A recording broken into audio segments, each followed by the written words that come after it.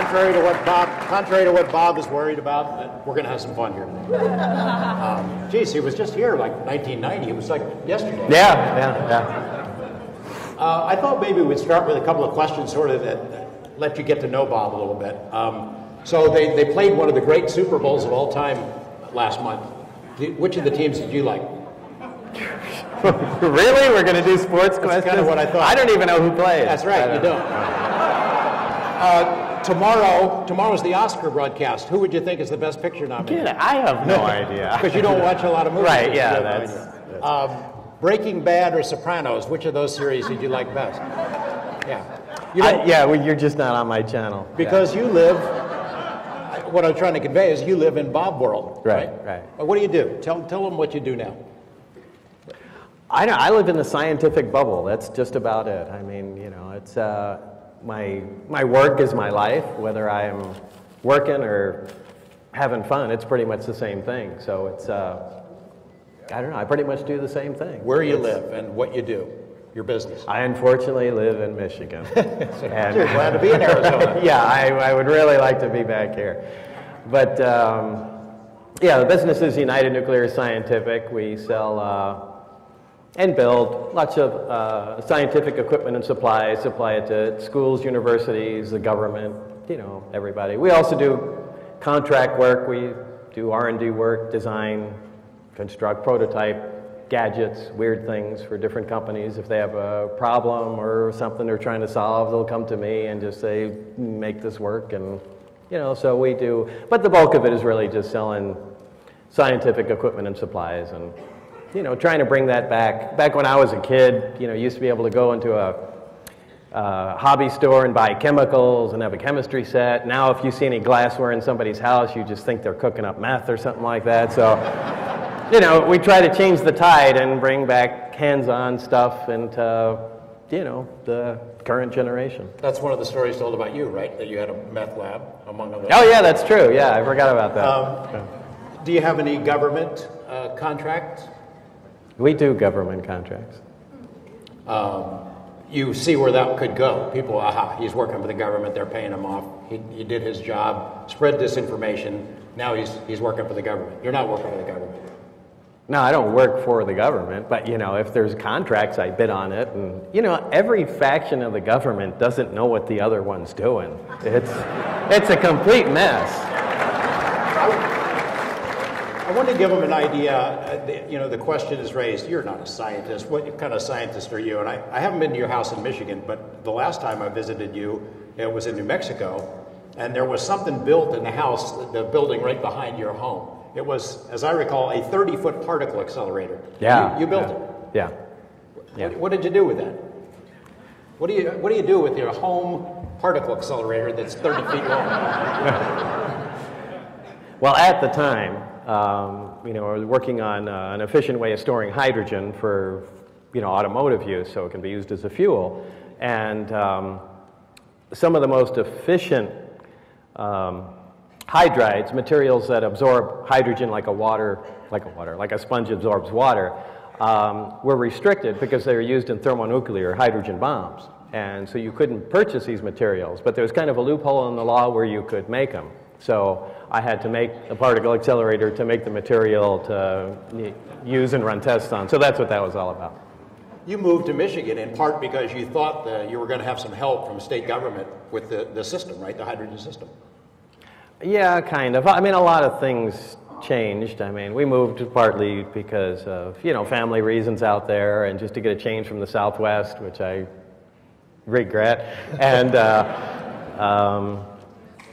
there was a lot of, at the time there were a lot of unemployed auto workers, and we thought, we can hire those, but, a lot of things happened. The recession happened, and also not at the same time, but around 2008 or something, the Chinese, who at the time were making a lot of the rare earth elements because they did it cheaply, and the U.S. mines had shut down years beforehand, decided, boy, now that, we pretty much control the market on it, we're going to go ahead and crank up the price, 10 or 100 times what it was, and it really made what we were doing impossible to do profitably. So your business is science related. You sell scientific equipment. You build things like a particle accelerator and jet car engines and things of that sort. But I think if you heard me talking earlier, you'd have to agree with a lot of people that you don't fit the mold as a typical scientist. I mean, you're not a member of any science organizations, are you? No. Do you write papers? You submit papers to?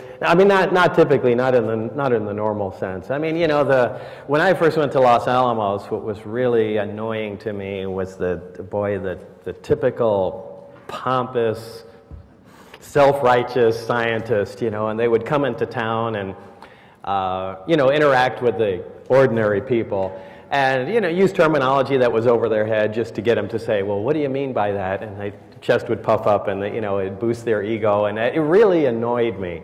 So, when I worked there, I relabeled some, important equipment, whirligig or something along those lines, and it really pissed them off. And, it was really just, to make a long story short, I was the new guy coming from the West into the, hardcore scientific field, and it, really I was able to run circles around these guys because they followed a set path and did a set amount of things.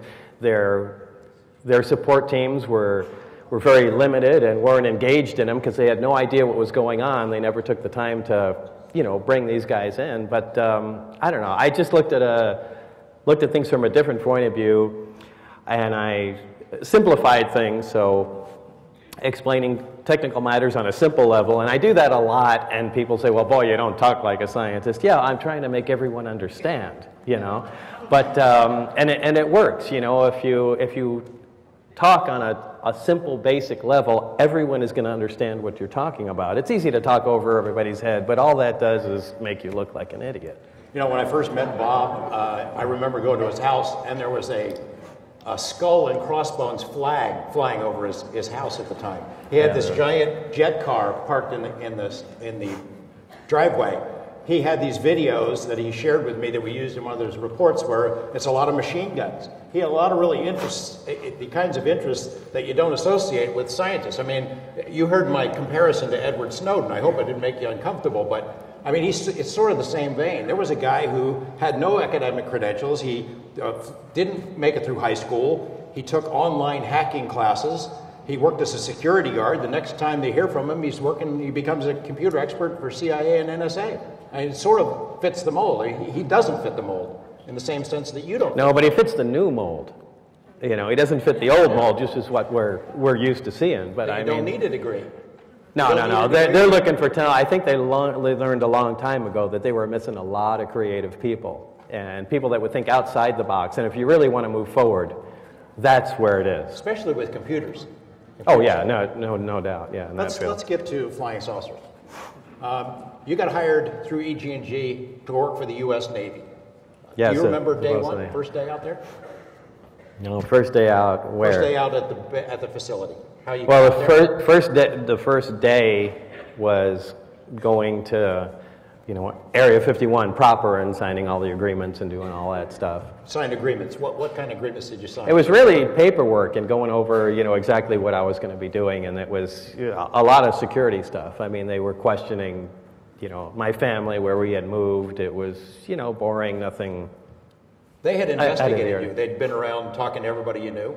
Yeah, clearly. And because I already had previous security clearance, it made it a little earlier, as opposed to somebody starting from scratch, which typically takes like 13 months, from what I understand, to do a top secret or civilian Q clearance. Did you have the clearance that you needed to work there when you started working there? Or did that No. I just had a convenient starting point where, they didn't have to go back to the day I was born and verify that. They go, okay, well, you had clearance here, and we can go from there. So you get on the plane in Las Vegas, Janet plane. Yeah, right. Fly up there. They put you on a bus with the blacked out windows. Oh yeah, when we were going S4, right? Yeah. Yes. So you land at Groom Lake. Land at 51, and then you sign some papers. Yeah, if you want to make it a short version. Yeah, right. You had told me the story that they started showing these briefing books that sort of laid out the general story. Was that at Groom, or was that? That was at S4. That was at S4. That material would never get north of but people S4. work at Groom Lake who say, I never heard any of the stuff. Of course. I never saw any flying saucers. There is no flying saucer stuff at 51. No, that's, look, 51 is, there's lots of people working there. It'd be hard. When I worked at S4, again, I have no idea how it is today, but, you know, back in my day at S4, there were 22 people that had clearance and knowledge of the ET material, ET crafts. That was it. We were given the list. We knew the names on the list. That was it. I still know the names on that list today. And those are some of the things that I never say anything to you about because... Yeah, why is that? Well, exactly. There has to be some stuff I keep to myself because you know how many times people said, yeah, hey, I worked out there with Bob and so on and so forth. Really? Who are you? What'd you do? And whatever. And it's only the stuff I said. I'm waiting for the guy that says, hey, yeah, I worked out with you and here's some of the other people on the list. Or we did this, or is it? So if I don't keep that stuff, there's nothing I have to verify if some other guy comes up to me. You see it all the time, though, don't you? I imagine you get emails all the time, or you read stories, or you hear claims on, if you watched television, you'd hear it, that is, about people who claim they've been out there, and obviously they're making it up. Well, I mean, the most recent was this... Bushman? I think it was like, yeah, like the CIA guy or something like that. Was it? There was an anonymous guy who had a... He was dying or he died. Yeah, and a lot of people asked me, hey, do you know? And he was apparently very supportive of me, and but I never heard of him. And what am I going to say? I've never heard of the guy and never seen him. Back to day one. You're at Groom. You take a bus to S4 to Papoose. Yeah, it was an old Bluebird school bus, but navy blue. How did you know it was called S4? Did you read that on something? No, it was just what they said. That's what they called it? Yeah. Mm-hmm. Did you ever see it written down on anything? Yeah. Mm-hmm. And it's an S and a 4 or S-4 or S-F-O-U-R or? No, it's a numerical 4. Just S and 4, yeah. Okay. And so you get to S4 and you see what? Describe what you saw. Well, the first time we went around...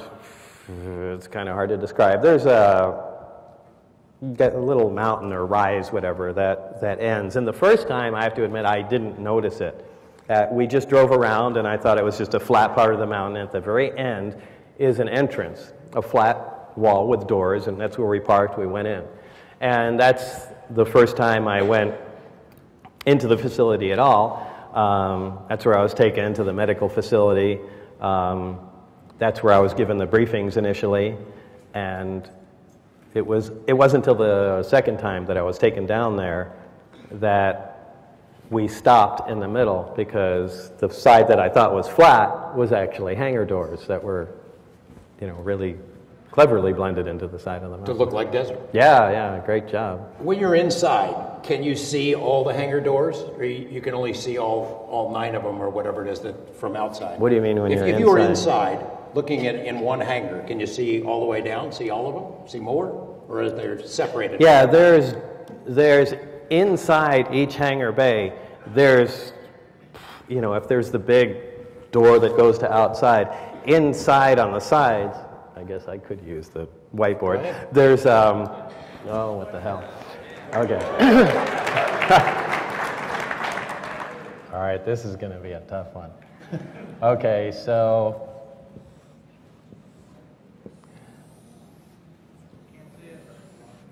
You can't see it, all right.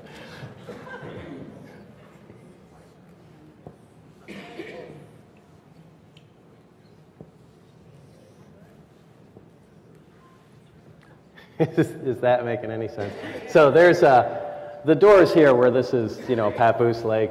The main doors here roll up. However, inside there are regular doors, and on one occasion, these doors were all open. And when I came in through here on the first, I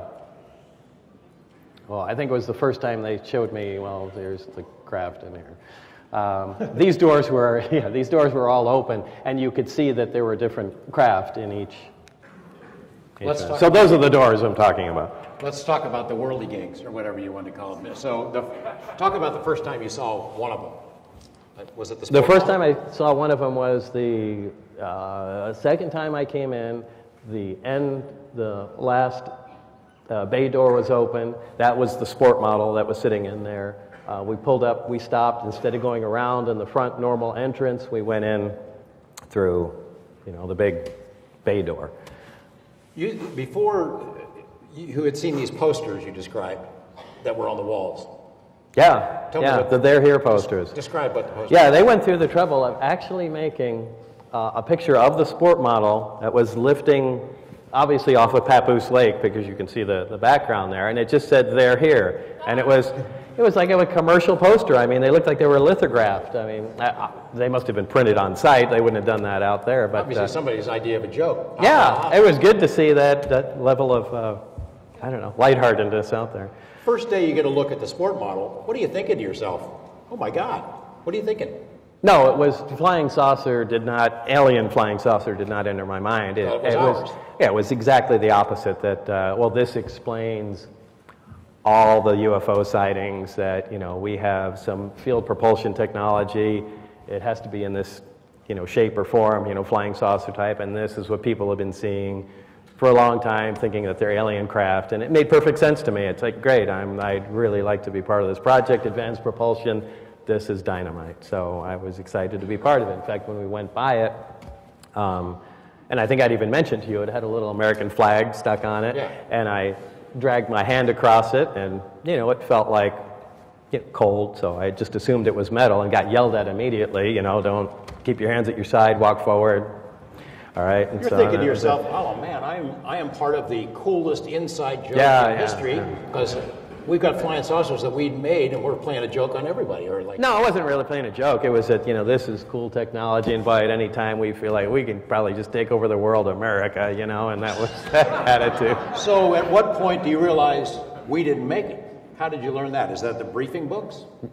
Well, yeah, the briefing books just did not make any sense. We started into that actually predated seeing that, and I really don't know. The briefing books covered a little bit about a lot of topics, and it dealt with analysis of it was all back engineering material, analysis of metal, power systems, and the way things were even the way things were laid out within the craft. And again, it really had me confused. It was so far beyond what I was expecting. Is this some kind of test, or is this actual material? So it just, I thumbed through everything and went, okay, and just went on it from there. But it really didn't hit me until I went in. I was introduced to my working partner, who was Barry Castillo, or whatever I pronounce his last name. And the way they worked there was everything was very compartmentalized, so everybody had a buddy to work with. And that is the only person you can talk and converse with and bounce ideas off of. You can't talk to anybody else in any other group. You can't, even if we go sit and there's a bunch of other people around, you can only talk to the guy, your buddy, they called him. So anyway, so he was my buddy, and the first day we went in there, he was excited to show me everything, and it seemed like he had been alone for too long, and he was really excited that I was there, and I was kind of picking up on his enthusiasm, going, well, he says, boy, you are gonna just die when you see this, and one of the first things he did was fire up one of the reactor that had been taken out of the craft. Tell that story. Tell it. The reactor is it's a small device. It's probably just roughly a foot square with half a hemisphere on it. Half a hemisphere? Anyway, there's really nothing there. The top comes off, and there's like a little tower on it. It does. Draw it. Well, oh, this is my eraser here.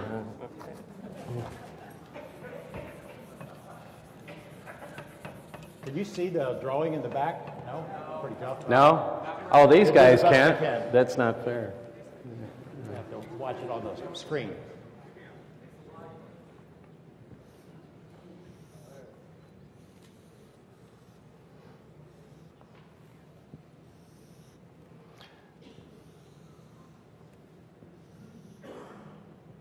Was anything about this in the briefing books about how this worked? You did read about this before you got. There's very little about this.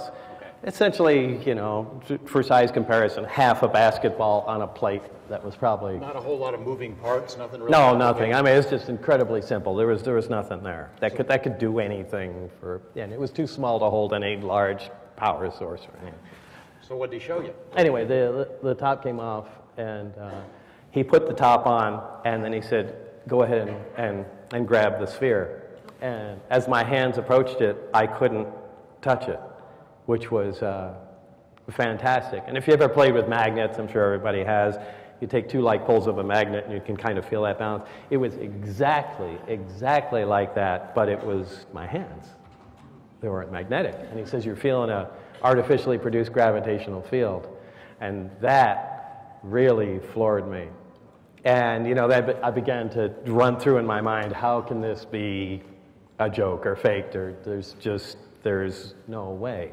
And that's the first time that it was kind of a domino effect than what I had read in the briefings and going, these guys aren't kidding. This is unbelievable. Let's go back to briefings for a second, and then we'll come back and you can tell us a little bit more how this operated. In the briefing books, you see the craft described, and then you get into some more exotic stuff that you had to wonder, are they messing with your head? Alien stuff. Yeah, there was. It was a one and only briefing, whatever you want to call it, or an overview of it. It was split. The entire program there was split into individual projects, and you know, each had an overview of each project, and each group got an overview of all the other projects in case there was some connection to what they were doing. But it was clear they didn't want everybody to know everything. And although the military loves doing that, it really screws up trying to move forward and too compartmentalized. You can't. It's insane, but they really enjoy that. But anyway, the only thing that dealt with any kind of biological entities. It's essentially what you'd call them. There was just a view of a creature, and the closest estimation I can give you is a gray, because it had a head with the large eyes, but what they were focusing on was a T-cut in the chest, and it was one large organ, and the comments were about how it functioned as a liver, a lungs, a heart, as if all organs had grown together or evolved together, where it was just I don't know, an all-purpose internal organ. Yeah, I guess I don't really have an analogy for it, but that was it. And the accompanying photographs were that organ removed. It was sectioned. It was showing the different chambers. There were indications of it. There were the weights of the different pieces that they removed. So I don't know where the thing came from. Where this was just a briefing of something else, but it was. There's nothing in the briefing book that says this comes from X planet, and you're wondering yourself, are they messing with us, right? Are they messing with me? Are they testing Right. me? I mean, it really didn't. It really didn't hit me at the time. It seems they wanted me up to speed really fast, to where they were skipping too many places to make me feel comfortable. At the time, I didn't realize that everybody got these, and the people that dealt with biological connotations of everything were getting metallurgy reports. And again, it was just in case there was some connection, you could kind of raise your hand and say, wait, this thing might relate to us in some way. Did Barry or anybody else tell you why they wanted to get you up to speed so fast? Were there some urgency there, or were they just tired of not making progress, or what was it? That was never really clear. I know there was some accident prior to me being hired, and you replaced somebody who? Yeah, I replaced somebody. Somebody was killed, and it was playing with the reactor. And they said, "Well, we're going to be working on the reactor." I went, "Well, but so yeah, there was obviously a lot of caution being taken. But from what Barry said and what Dennis said, who was my immediate supervisor, was that they were trying to make leaps and bounds way too fast, and I was certainly not planning on doing anything like that, especially hearing the news of that. Were you thinking to yourself, I shouldn't be here? Why have they got me here? Yeah. Please, there's a billion people they could have hired, you know, that I thought would have been, you know, a better choice for that. But they really wanted somebody. It seems like they were stuck. And they wanted somebody coming from left field with just new ideas, just to get us out of the rut and just move something forward. Man, well, they get the right guy, the mayor of left field. I mean, I don't know if that's the way to do it. Let's go back to talk about the reactor. So he showed you with this experiment in your hands, you could feel it's a force field, and how they fake that, if they were faking it, is amazing. No, I don't think you can. Then you saw some other stuff, the golf ball demonstration. Tell me that story. Tell us that. Well, that wasn't really supposed to be a demonstration, but well, in some way it was. And you know, once I said that's unreal. This is a gravitational field, and you can see that, you know, it's extremely strong by it, and it tapers off, and you know, it's following the inverse square law, which is, you know, the gravity, radiation. The inverse square law is essentially, you know, the amount of energy dissipates really quickly as distance increases. So, you know, that was immediately noticeable to me. And he said, well, check this out. And, you know, he had a golf ball, and he, you know, winged it at the thing, and it bounced off the field, coming nowhere close to the reactor. And, you know, we have those suspended ceiling tiles in there, and it knocked it out of place. And, you know, he flipped out and said, you know, Dennis is going to be back in here, so jump up on there. We're trying to arrange stuff and, you know, fix the thing. And he's knocking the reactor around and going, oh man, it's my first day, you know, don't screw everything up. So, and I'm taking the dust off the thing, and the second we finished, you know, Dennis walks inside and is, how things going? Great, you know. So it was something. Let's say it's day one. You've read this interesting briefings. You don't know quite what's going on. You do see this technology. It's damned amazing. What is your job? What do they tell you you're supposed to do? The bottom job is not to figure out how this thing works, or, you know, let us know what this is. Just, can we make another one of these? So just let us know if you can. Can we duplicate the can technology? we duplicate it? Like, it doesn't have to be exact, but find out how this thing works. If we need to make something that's bigger, or do it but we want more of these things, and just do it right now. So that was it. And the answer is, can we? I mean, can we? No. No. No. No. No. No, we're just not even in the same ballpark. Is it because of materials, or we just don't understand how it works? It's both. Look, this is like dropping off an iPhone in the wagon train days and saying, we're going to need more of these. You know? Yeah. That's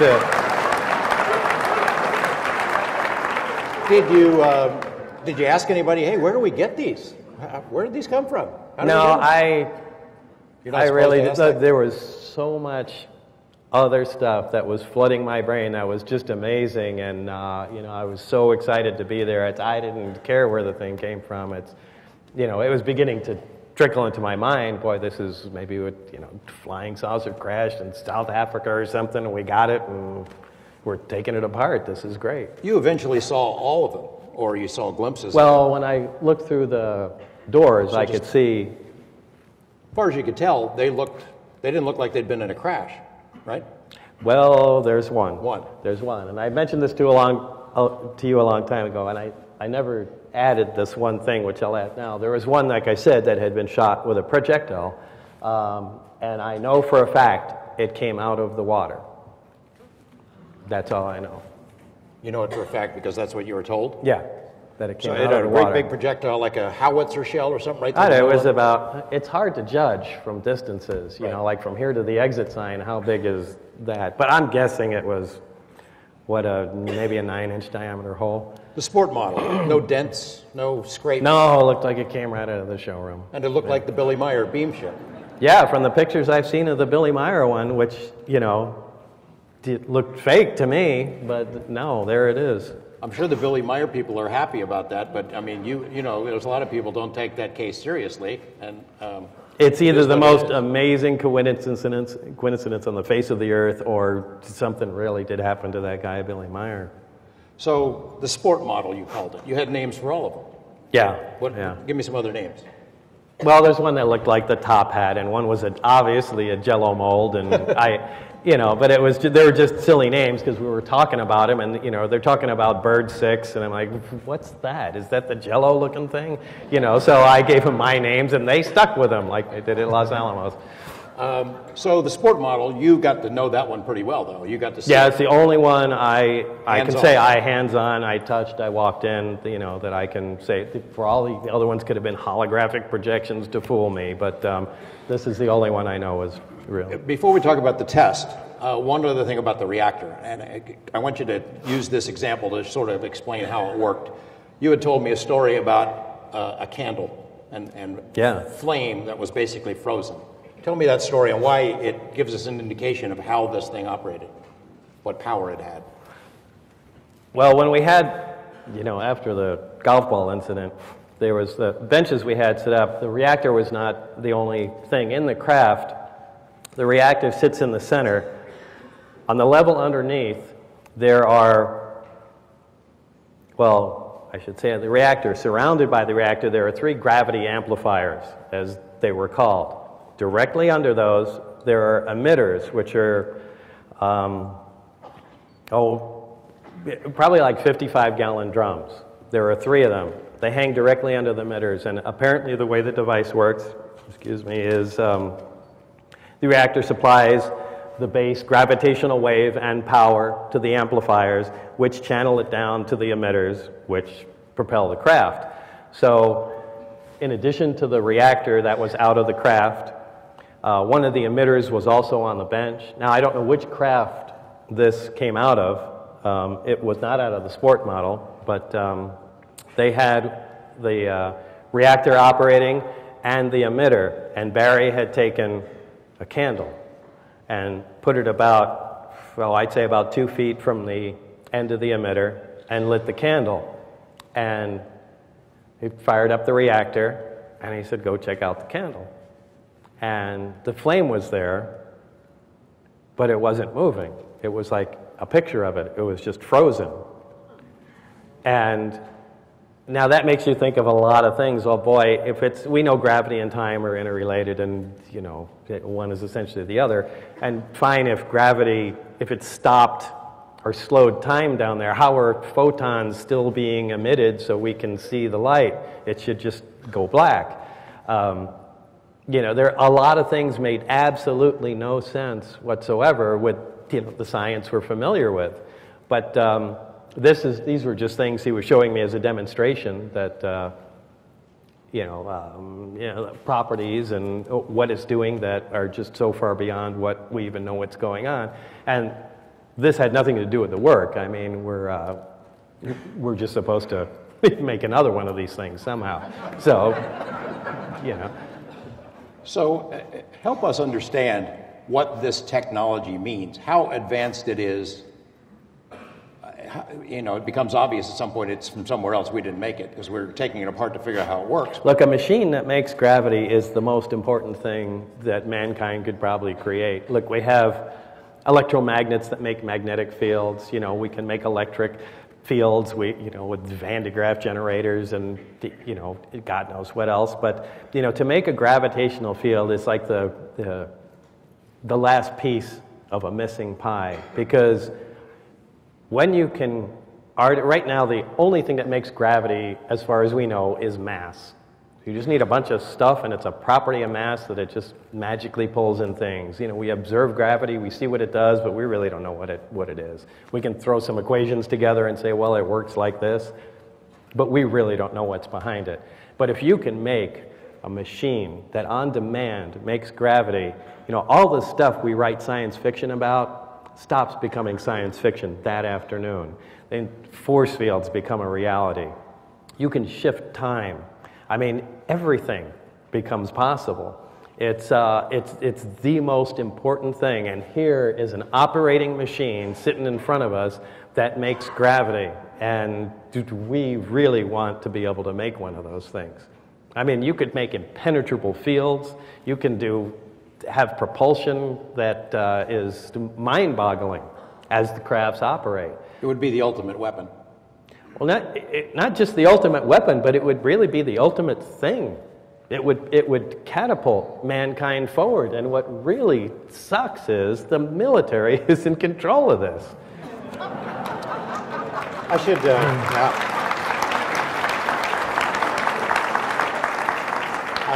I neglected to mention this during my presentation, but Bob and I have talked about it before. A guy named Ben Rich, who Jim Goodall knows and interviewed several times. Ben Rich was the head of the Skunk Works, which they operated things at Groom Lake, and had been there. They developed the U-2 and SR-71 and Stealth. If anybody would know about advanced technology, it's him and Kelly Johnson. So a lot of people have speculated whether Ben Rich and those guys had incorporated alien technology into some of the advanced airframes that we've got. And I even had a chance to ask him on the day that the Stealth was unveiled out there at Nellis whether any alien stuff was in there. He said no. But other people have talked to him. Jan Harzan, who's here from MUFON, heard a speech that Ben Rich gave at UCLA in which he basically said, we now have the technology to take ET home. We had the calculations slightly wrong, but we can do anything you can imagine. We can travel to the stars.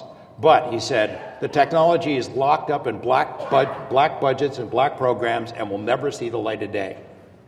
What do you think about that? Well, it's sort of like the same thing you're saying. Yeah, that sounds exactly like what I'm saying. You know, I hope that's not the case, but I mean, how do you pry it out of there? It really, there should be a lot more people working on this. A lot more people. Well, that's sort of why you became disenchanted with it, but we'll come back to that. Let's talk about the sport model a little bit. You got to see it fly. You got to see it test. Yeah, once. Once close up.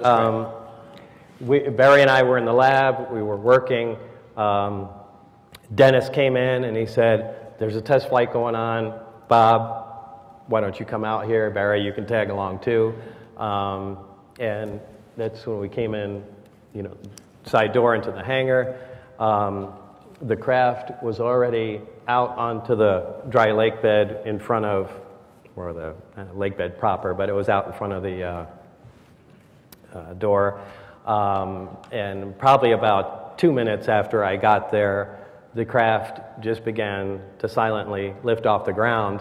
And there was a guy between where I was standing and the door that had a small desk, and there was some sort of transmitter on it, and he was just on a microphone talking apparently to somebody in the craft. And at the time, that again immediately set up a red flag in my mind going, that's not supposed to work either. There is a craft being powered and surrounded by an intense gravitational field. How are the radio waves getting into this thing? It just didn't make sense. But again, very few things did there, and I didn't have much of an opportunity to connect all the dots. But it lifted off the ground silently. There was an obvious high voltage corona discharge. It was beginning to get a little late, but you could see the purple-blue glow. But as soon as it lifted off, you know, 6-10 feet, that dissipated, and it just moved around and sat back down where it was. But it doesn't sound like much, but it was incredibly impressive. There wasn't a sound other than a little hiss when it first took off. But you know, it's a big device. It moved around and sat down, and I mean, I was beaming. It was so cool. You didn't get to see, it didn't fly off to Venus or anything, and people. No. This is their prize catch here. I mean, no one is going out there and taking it out of the atmosphere and risking it. I mean, it was a big deal. It could have. I'm sure. I don't know if they knew how to get it into that mode, but you know, like the test flight data that I saw, they even were very careful on what days to take it above the mountain range where traffic was at its lowest in the surrounding area. So they were very concerned about who could see what and, you know, how much they risked the thing moving around. But it was quite a prized possession of theirs. So you saw the reactor up close, and you saw the craft inside, not only the test, but you got in it. Yeah, later on it was again, we have to look at everything. We're trying to figure out how this device works from nothing. So, and it's technology, we can barely grasp. So, obviously the placement, orientation of the components and subcomponents might be critical to the operation of it. So, I was let in one time. There were several other technicians in there doing their own thing. I don't know what they were working on, but we wanted to see where the reactor was, how it was positioned, where the amplifiers were. And this is when, I described to you, there was access to a lower level to where the emitters were, which was a small hexagon-shaped area that had what I thought was a really creative, collapsible doorway. And I guess the only analogy is if you take a 6-pack of beer that comes in bottles and you take out the little divider there, if you stand it up by itself, it's really strong. It'll hold a lot of weight, but you can easily collapse it flat by the side. This is essentially a metal version of that, and it was a hexagon shape with a little hole, and you can walk on it, but you can just put your finger in the hole and pop it, and the whole thing snaps over to where you have a hole you can kind of stick your head upside down in, which is what I did. I just leaned in there, and they wanted me to see how specifically how the arms that held the emitters connected to the bottoms of the amplifiers, and those in themselves were fantastic technology. Describe the interior, what it looks like. It's very, very bland. If I, again, was to give you an analogy, I would say it was if you put all these components in there, pretended everything was made out of wax, heat it up for a bit and let it cool off. There was never a sharp angle anywhere. Anytime something sat somewhere perpendicular to it, it had a radius or curvature to it. Everything had a smooth curve everywhere. It was all one color. Was it all one piece? It looks like it was one giant inject and molded thing, but there was not a seam, there was not a rivet, there was not a fastener. It was just all there. Any buttons? No place to put in the key? No, and there's no wiring. You mentioned about, I'll use the term, furniture, because we both got a lot of grief. Furniture, yeah. Well, that was because this was, I think, the first interview on TV, and I was frightened for a couple of reasons. First of all, I wasn't supposed to be saying anything, and the fact that it was on TV, and I didn't know what kind of big mistake this was. And so you asked me what was inside or describe, and I was trying to think of the word seats, and I couldn't in a million years get that out of my mind, and all I could say is there's furniture in there. And I know it sounded ridiculous, and everybody said, well, that guy can't be a scientist. He doesn't even know what the word seat is in. It's just stress does that to you. It was the size of it, though. It was small. Yeah, it was, yeah. Furniture. Well, yeah, that's quite a critical point. Everything was very small. It looked like, well, maybe that's where it popped into my mind, because I was thinking of, the children's, furniture set or tea set you get for little kids that have, the little molded chairs and little tiny, but that's exactly what it looked like. It looked like a little furniture set for kids. So, and obviously it was uncomfortable to walk around in. When you first come in the side, you have to hunch over. The only place you can stand up comfortably is, right by the reactor in the side. So whatever built or used the thing was obviously smaller than my stature. I'll come back to the term the kids a little bit later. So somebody did the test. Somebody was in it. They must have figured out a little bit of how it operates. Yeah, obviously, and in the sport model, the one that I went in, they removed one of the amplifiers, which was really shocking to me. Now, the reactor and emitter, all those were in that one, so that must have come from another craft, which made me at least partially to believe that these all may have the same power systems in them, which, really makes you think that's... So the one you had in the lab that you were working with... Yeah, the components had to come from somewhere else. Same one that was in the sport model. Yeah, but wasn't the sport models. So, you can extrapolate and say They all like them. Yeah, it's kind of like a Chevy. They all have the same kind of engine and they're different, but I don't know. It's all conjecture. Let's talk about the fuel. So big, it's an interesting part of the story and a bone of contention for a lot of folks. Element 115. How did you know it was 115? Describe its properties. Describe its properties. Why, what does it do? Why is it so miraculous? Well, let me put it this way. We weren't given the task to say, analyze the fuel, find out what it is, and, they just, again, the thing was, and there was a lot of push to it, was to, what is that, and do we have any? And, that's it. And these guys really do talk and think like that. It's just, what did you guys do today? We just looked at this the other day. But, if you remove the top of the reactor, there's a little tower in there with a cap, and there's a triangular piece of fuel in there, what we called the fuel. Because if you put that in, everything starts to work. We analyzed what was there. Now, somehow, again, we didn't have access to all the information, but somehow Los Alamos had something to do with either keeping or storing the fuel. Now, we did all kinds of tests on it, not just us. We had to send, all that equipment isn't there. We don't have, all kinds of interesting spectrographs. But we had it tested, and we just wanted to see where this was on the periodic chart, what kind of peaks we get off of it, and, maybe it's just, a unique fuel, maybe it's just some a blend of a nuclear material. But when it became obvious that this isn't even on our usable periodic chart, that's essentially where we stopped, and said we weren't going to analyze the material and see if we could make it. We just wanted to know if it was something that we could possibly use, and it wasn't. You told me that we couldn't make it. Why couldn't we make it? Well, just like any heavy element, or super heavy element more specifically, the only naturally occurring heavy elements, uranium. I mean, as soon as you get anything heavier than that, a larger number of protons, you have to make artificially.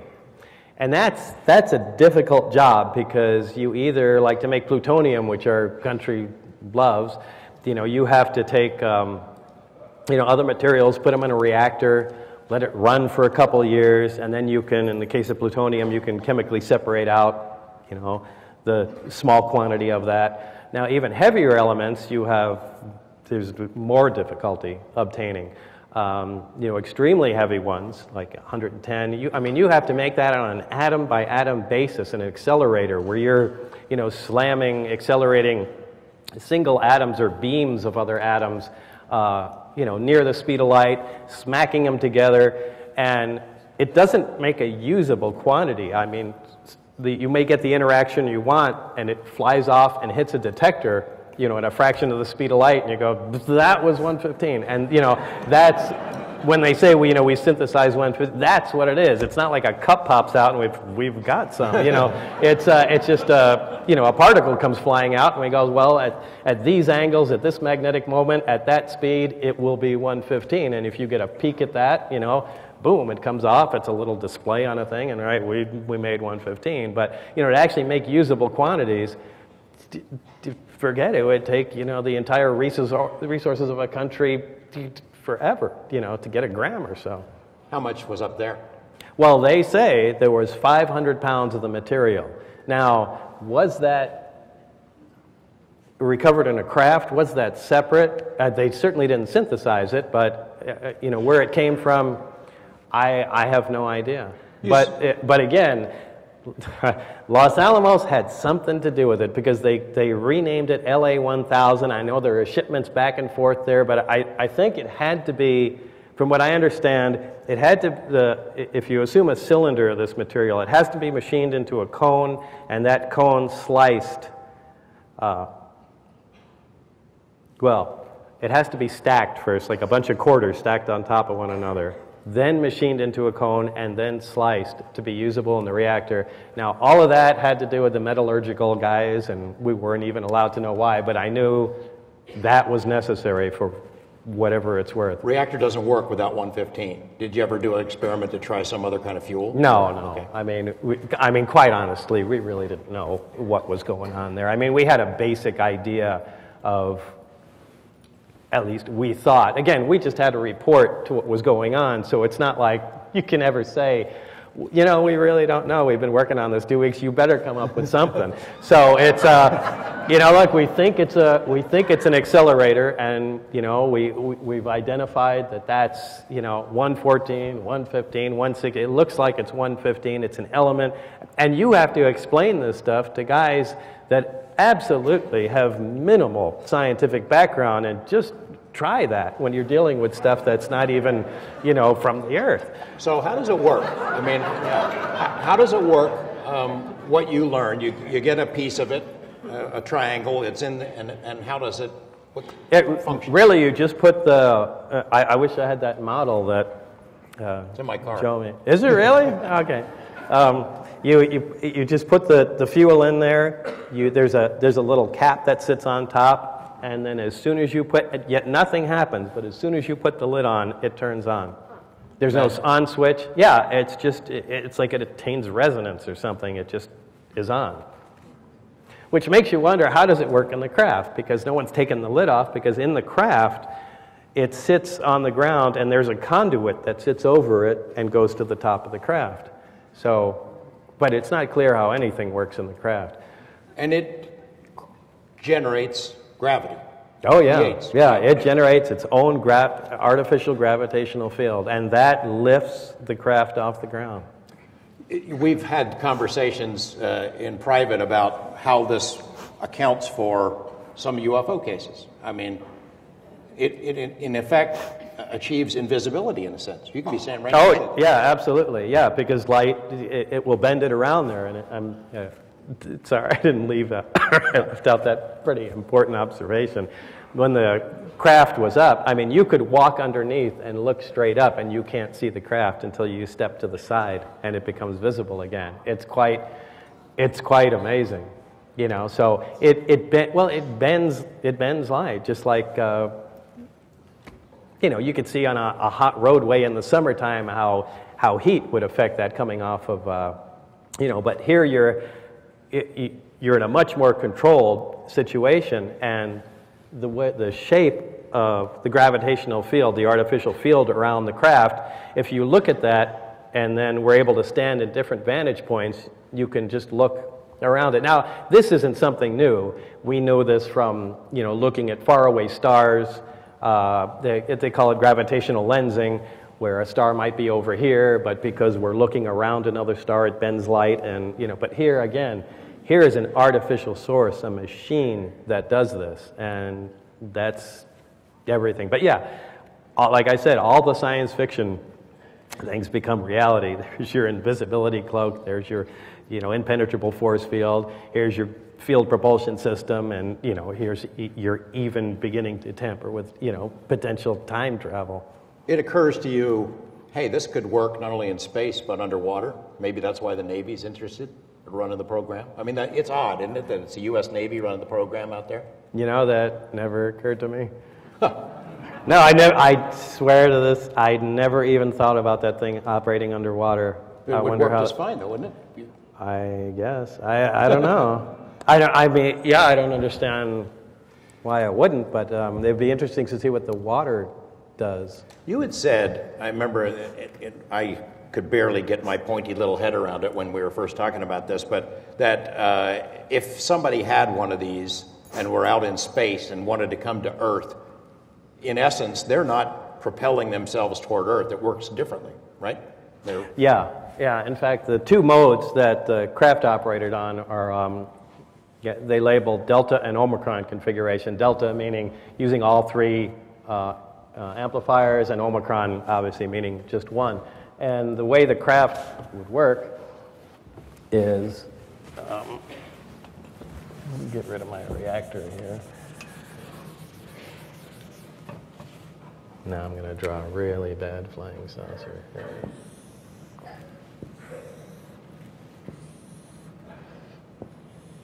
All right, so normally the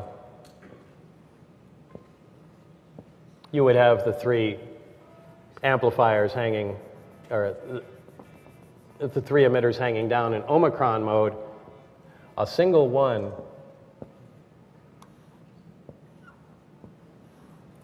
would swing sideways, and you would have the other two sitting like that. Now, what happens is the two that are facing straight down essentially act like a pedestal where they just keep the craft steady. The one swung out to the side creates a gravitational distortion off the edge. And these in Omicron configuration, these things really fly unstable. They do not look like any sort of high-tech technology. To give you an example, if you put a bowling ball in the middle of your bed and 2 feet away you take your fist and you push it down, the bowling ball rolls towards it. And that's exactly how the craft operates. It focuses a single emitter and creates a gravity distortion, essentially a divot in space-time, and the craft rolls forward, in the distortion. So that's basically how the thing moves around.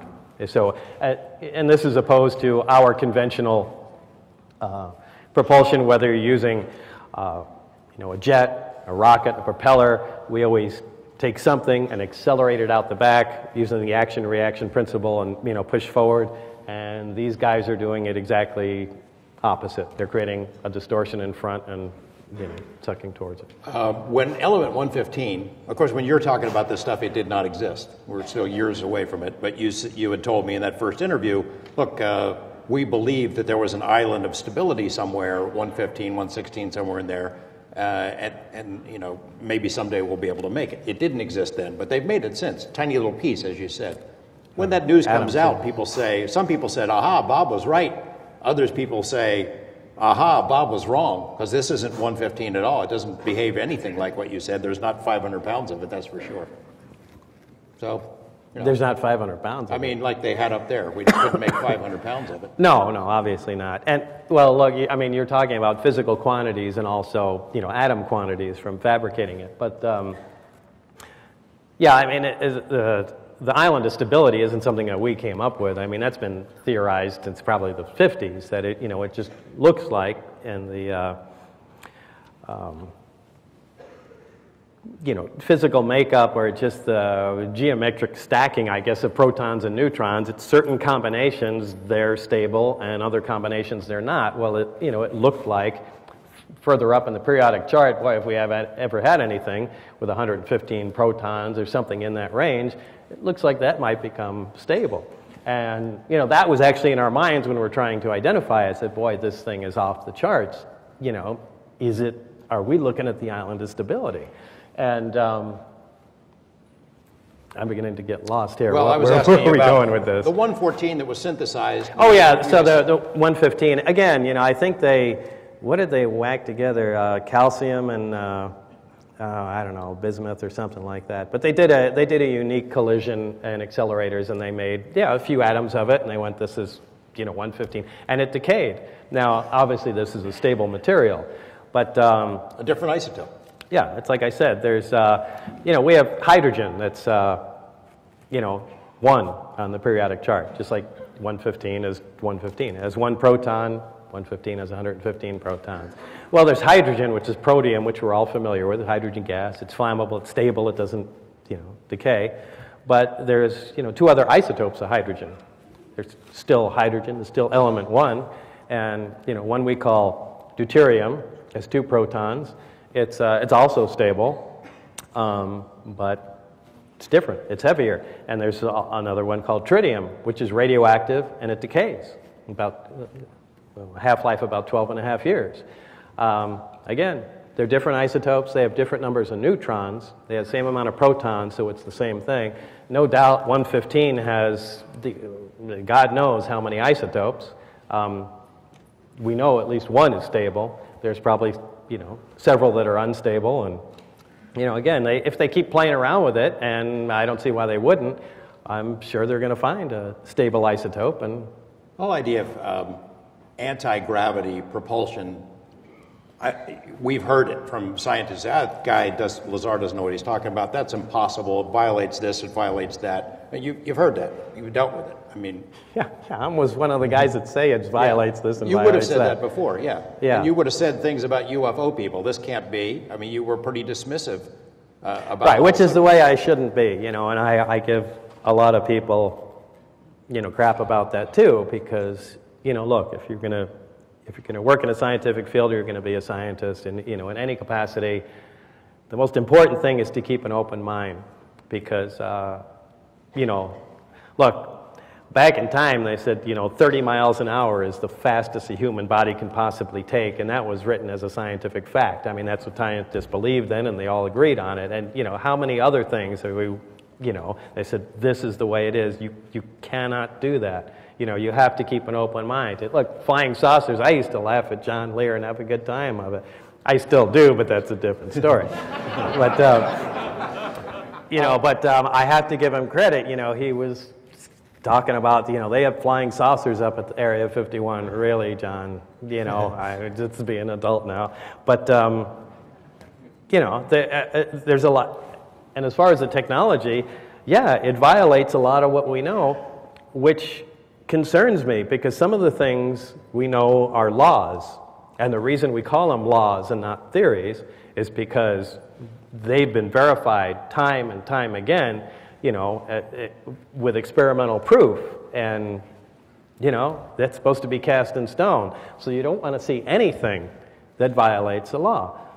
Do you see any aliens up there? I know several of the people who submitted questions wanted to ask about aliens. I mean, you did see this came from, now the diagram, you want to call that seeing an alien. The only other time, and I know it's because this one incident I told, that one time I was being let in and dragged my hand across the craft.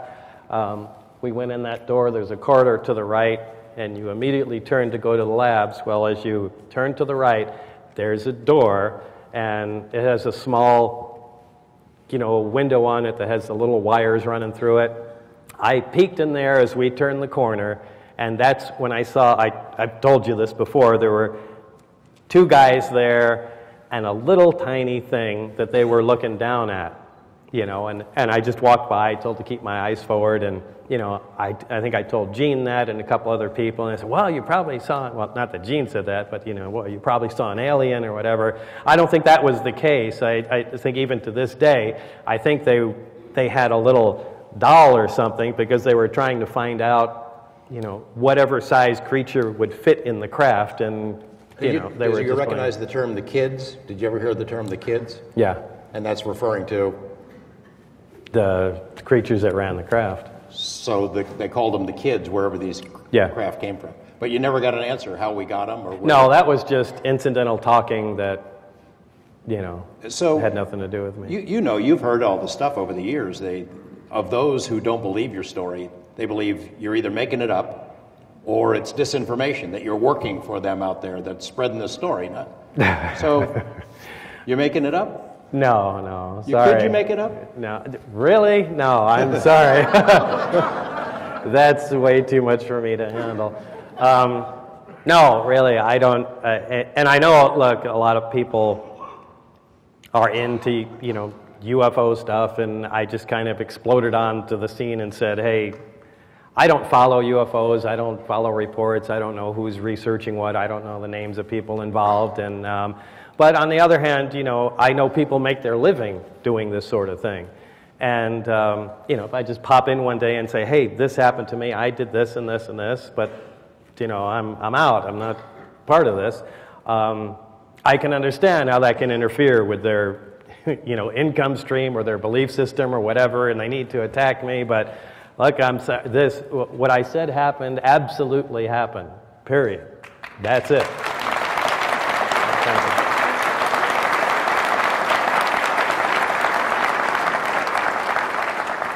you. I've been speaking about you for a long time. A couple times a year I'll explain the story from my perspective and defend you, because it deserves to be defended, and I believe the story as it's been told. But you go out there and you hear all kinds of crazy theories about what you're doing and who you work for and everything, and there are those who have a lot of trouble with it. I can understand that. Look, if the tables were reversed, I honestly could not say I would believe my story. Look, there's not enough, I can't provide enough information, and in some cases won't, to back up my story. And, if the tables are reversed, I have to take that other side and go, look, guy, unless you can, provide more proof, I just can't say that, I'm behind it, and I have to agree with that. So why did things go south for you? It seems like a scientist's dream to work on a program like this. Why in the world would you walk away from that or tell anybody else about it? Were you picked because they figured you would tell somebody about it? No. I mean, that doesn't make any sense. Well? What happened was, it was kind of more of a personal nature between my wife and I at that time. Now, it's not like I had a 9-to-5 job and they said, come out at these hours. It was really a sketchy setup that they would call me. The place at EG&G by the airport, what was that? It was on Sunset Road over, yeah. I think it was called something, I can't remember. Anyway, they would call me and say, it's now 8:45. By 9:15, we expect you to be, at the building and board the craft and, the airplane, not the craft. Yeah. So, and it would be at a moment's notice like that. Well, and look, I was so really thrilled to be part of this project. I was keeping with the whole program. Like, I couldn't talk to my wife. I said, look, I'm working at the test site there. It's on secret nuclear stuff, and that's it. But again, I get calls in the middle of the night. She can't hear who they are. And I said, I got to go, it's work. You have to go to work at 8 o'clock at night and you may not be back, until the middle of the night or the morning. I said, yeah, that's just the way it goes. And that happens, time and time again. And, if the phone picks up and, my wife picks it up, they hang up, and, so then they call back, I pick up the phone, yeah, it's Bob here, and, yeah, okay, 2 hours, I'll be there. Well, after a while, that seems like something else. In fact, maybe not after a while, but pretty quick. And, it's something I could laugh at now, but it was not funny then. And, I kept with the program, never said anything to her, and, she thought I was having an affair. And, as time went on, going back and forth, she really didn't have a job or anything to do, so I started, since I was making money from here now, I got her flying lessons down at McCarran Airport, and to give her something, to do. And anyway, she started having an affair with the flight instructor. So, I had no knowledge of this, but, part of the requirements of the project and the security requirements really were to have my phone monitored. Now, I'm going back and forth to work, and now they are listening to this affair progress on the phone that I know nothing about. And, one of the main things is that you be, mentally and physically stable. And they're really concerned about that. So it reached a point one day where they didn't call. And they were kind of in a quandary at that point going, what are we going to do with Lazar? We got to see either this, affair fizzles out or they break up or whatever. So, I just stopped coming in. I stopped getting calls. I called Dennis. I don't get return calls. And, days are going by and, now Tracy's going back and forth and flying and doing stuff. She's busy all the time because, she's got a boyfriend. And, I'm beginning to get really concerned. I mean, these guys are so over the top with security, and, we want to know everybody that knows this material. We want to know where they are 24 hours a day, so on and so forth. And so they're not even calling me. What's going on? And so I started getting concerned, and it reached a point where, I don't know where the breaking point was, but I'm pretty sure it was Gene Huff, the first, guy that, I talked to, and and said, you know, kind of spilled my guts. Hey, look, this is what I've been doing out there, and, you know, told Tracy too, and hey, let's go see him. yeah, well, I also had, I know we're skipping over lots of stuff, but I had, there were, you know, charts of the test flight days and which days that they were going to go over the mountain and do what they call high performance test. So those days, statistically, on that highway they went by, the lowest number of travelers was on a Wednesday night. So Wednesday night, I think 8 o'clock was like the test night. So I knew how long they were going to be in the air. I know all that stuff just from memory. So I told these guys, I said, this is going to be an unbelievable story, but this is what I've been doing. You know, I can go out there and show you guys, but I'm starting to get concerned that they don't like me anymore for some reason, and I'm just going to like disappear. So I just want somebody else to see what I had done in case I'm just gone one day, and at least you guys have a story.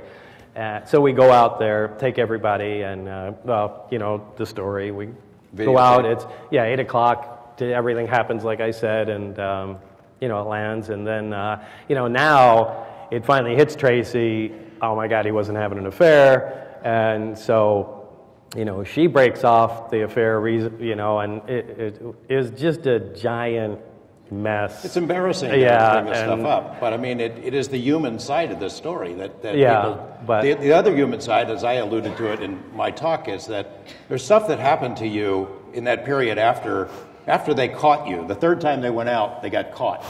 And so they want to talk to you, and they're very upset. Dennis in particular, the guy. Oh, yeah.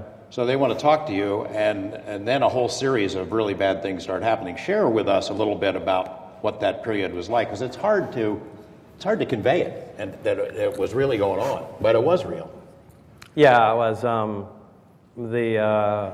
well, I guess it started when we got caught. You know, when we got caught that time. I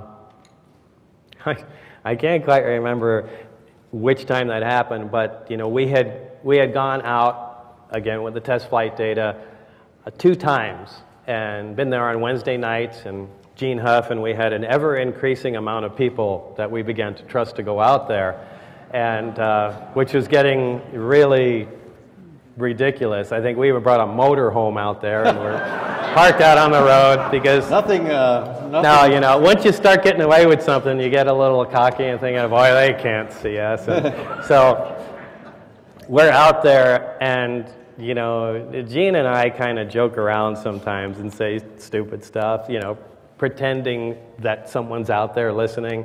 So we're sitting out there on the dirt road. The test flight time is coming up. We're sitting, leaning on the front of the car, and, you know, Gene says something to the effect is, well, I hope out there they don't realize that we've got those other 150 you know, team members out back with, you know, automatic weapons and everything, and they're getting ready to storm the base, and I said, they can't possibly know about all those guys, you know, and so right after we said that, now it's pitch black, you can't see your hand in front of your face, not 50 feet in front of us, you saw a little green thing fall on the ground and roll to us, and they're both sitting there, what?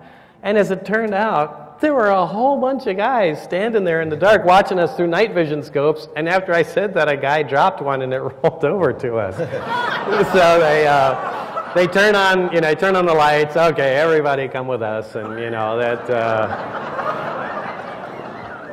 And I had told the story about the break-in, the car. I mean, I remember going to your house after a break-in, and you had the Uzi out, and you're ready to shoot somebody, and then the break-in at the car at the gym. That stuff really happened. It was really going on. Oh, yeah, that was with Mario, the guy who's a truck driver now. He was going to, we were just working out at a local gym near us, and I was at this was at probably the highest paranoia stage, and I had an Uzi in the front, and, you know, Mario and I got to the place, and I said, okay, it's loaded here, we're safe to go outside, and we open the car doors, we close them, and we may even make a joke about it. We lock the doors, we try and open them, okay, the car's secure, we go in there, and, you know, joking, you think we'll be safe for half an hour? And, yeah, I think we can do it. And we come walking out, there's all the doors, the trunk's open, the Uzi's laying out there, and my wallet, and we just looked at each other. This is impossible, But yeah, that happened. Mario tells that story probably every day. You, at some point, you decided to talk to me. We did that interview in Silhouette. I can't quite remember how that happened. There was just too much going on. But yeah, I know at some point, that was really, again, Lear was making a big deal. He started naming off the people that he knew that suddenly disappeared, and he said, unless you talk to this guy George Knapp, and if you go out on the air, they'll be afraid to talk to you. I said, John, they're not afraid to do anything, But I called you anyway, or he did. And then it kind of hits the fan. They're really mad at him, and then that's when a lot of really bad stuff started happening. And then we decided to record an interview just for safekeeping in case something happened to him. So it was a couple of hours on tape, and under the condition that I wouldn't use that until Bob said okay. And it was 8 months. 8 months until we got the okay, and I worked on him every day to talk him into allowing me to use it and tell the story, assuming he was still alive. And on the day that we were ready to broadcast it, it was part 6 of a 9-part report. Bob suddenly changes his mind and grabs the videotape. Well, because you were going to say who I was, yeah. Yeah, we're getting ready to identify him. We're 10 minutes from going on the air. We're wrestling over the tape. He did. As a UFO profiteer and messiah coming forward and making up stories, he was a very reluctant witness, I can tell you. You regret it. I mean, we heard a little bit of it. At times, you certainly regret it. It certainly has changed your life. I mean, it's changed you. Yeah, it has. It's not good. This is not No, good. I mean, that's what's kind of entertaining to me. People, they come, oh, you made up some story. I bet you're making all kinds of money. I'm like, where? I want my cut. But no, to be honest, I did have the opportunity. I mean, New Line Studios in Columbia, when they heard all this, I mean, the president of Columbia Pictures came down and, you were there, right? Yeah. And he said, we're doing this, and and they started giving me screenplays, and no, it was a James Bond movie. They had me running over the tops of cars. It's like look, either you tell the story how it happened, or leave me out and just make up a UFO story. But you can't. It has to be exactly what happened. And so it was just constantly everything being turned down. And it's like, you know what? We're not doing it. I had mentioned before about me going out and doing presentations about you, and one of the things I always said is that, look, Bob doesn't show up at UFO events. He's not cashing in on it. There's nothing wrong with those who do. If you can make some money at it, more power to you, because it fuels the research. But you've never done that before. That's not the case anymore. Why did you decide to come here? Well, I really didn't. You are here. Yeah, I know, I'm here, but now I know a lot of people mentioned, look, there's this big UFO, and I've never been to a UFO convention. I mean, I thought they were like Star Trek conventions, people walking around with antennas and stuff. But, I didn't want to have any part of that, and, the people that arranged this, and no, this is the class thing, just come down, it's 25 years, once in your life, just say something, and well, everything I've said has already been said either on the internet, and why would anyone even care to just hear it again? So I finally just said, okay, fine, just to stop you from hassling me. Well, but wait.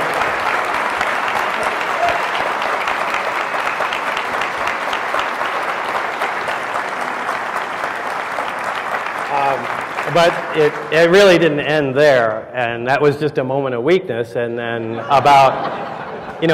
and one of the reasons why was because it was like 2 or 3 months away. So I just, February, fine, whatever you want to do, and then anyway, a few weeks went by, and it kind of hit me that one day that date's going to come around, and so I was more than that. Maybe it was. 3 or 4 weeks or something like that. So anyway, I called them back here and I said, no, I'm really thinking about not doing that, and I'm sorry. And I told my wife and George, and and I really didn't realize there were this many people that were interested, and they said, you can't back out. We've been advertising. There's going to be a lot of people here, and and I said, you've got 15 or 50 speakers or something. It's just one less that's going to be here. But seriously, you don't recognize, you don't understand that people are so interested in seeing you and hearing from you. It doesn't register? Well, no, but I appreciate that. I do. But I mean, and that, they made that clear. Aside from the fact that they'd sue me if I didn't. So, I said in a nice way. Yeah. In a nice way. So I will go. So I am here. Well, the fact that you said that you would do it because I keep pestering you, I take that as a no, and also I did, I did give him my word. I do it, and it's not like I'm, too bad. It's cool, and then I told you it'd be great. It'd be cool. Well, no problem.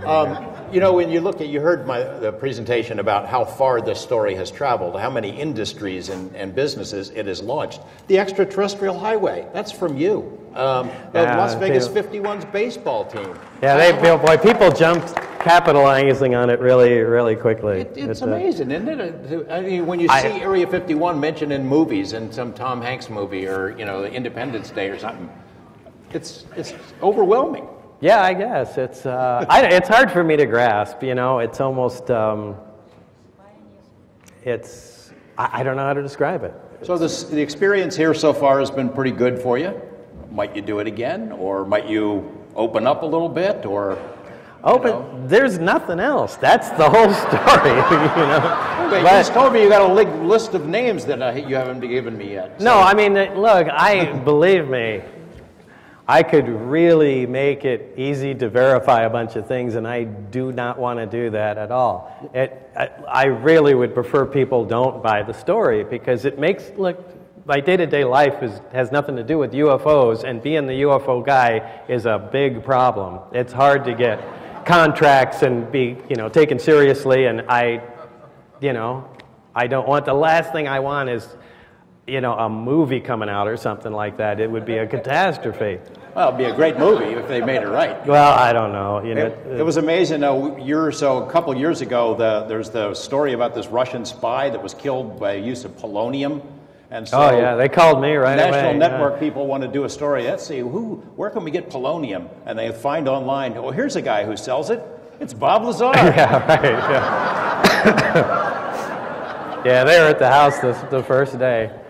But do you get stopped? I mean, do you got people stop you on the road? I know you get emails and phone calls. Well, emails, people asking, questions that, that really aren't up on, the topic at all. It said, has anyone tried to, duplicate one of the crafts? Well, that was the whole aim of the project there. But they're just hearing that there's a guy that might have worked on flying saucers, and, this is his email address. But by the way, I'm not on Facebook. There are these guys that pretend to be me, and I keep getting these emails. Hey, thanks for friending me on Facebook. What are you talking about? I think this is our time. We're up. I've been asking questions submitted by folks, including in this, and I think that people are just excited to hear it directly from you tell the story. And again, I certainly understand why people would have a hard time believing it, but I do too. It's true. I do too. Yeah, it really is. It really is. It really happened. Yeah, exactly that way.